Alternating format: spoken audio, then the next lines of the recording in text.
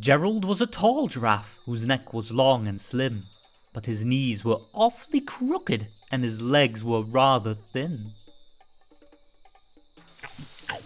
He was very good at standing still and munching shoots off trees. But when he tried to run around, he buckled at the knees. Now every year in Africa they hold the jungle dance, where every single animal turns up to skip and prance. And this year when the day arrived, poor Gerald felt so sad, because when it came to dancing he was really very bad. The warthogs started waltzing, and the rhinos rock and rolled. The lions danced a tango that was elegant and bold.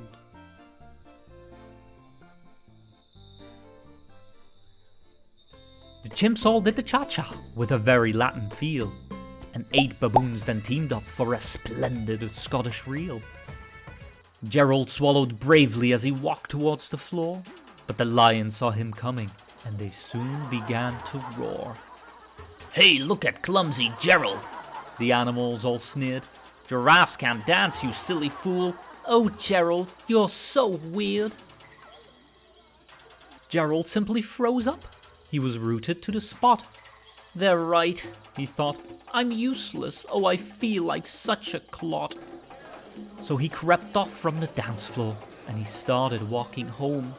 He'd never felt so sad before, so sad and so alone. Then he found a little clearing, and he looked up at the sky. "The moon can be so beautiful," he whispered with a sigh. "Excuse me," coughed the cricket who'd seen Gerald early on, "but sometimes when you're different, you just need a different song. Listen to the swaying grass and listen to the trees. To me, the sweetest music is those branches in the breeze. So imagine that the lovely moon is playing just for you. Everything makes music if you really want it to." With that, the cricket smiled and picked up his violin. Then Gerald felt his body do the most amazing thing. His hooves had started shuffling, making circles on the ground. His neck was gently swaying and his tail was swishing round. He threw his legs out sideways and he swung them everywhere. Then he did a backward somersault and leapt up in the air. Gerald felt so wonderful. His mouth was open wide. "I am dancing.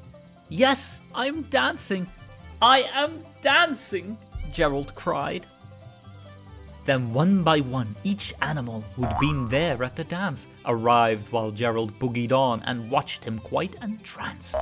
They shouted, "It's a miracle! We must be in a dream! Gerald's the best dancer that we've ever seen! How did you learn to dance like that? Please, Gerald, tell us how!" But Gerald simply twirled around and finished with a bow. Then he raised his head and looked up at the moon and stars above. "We all can dance," he said, "when we find music that we love." The end.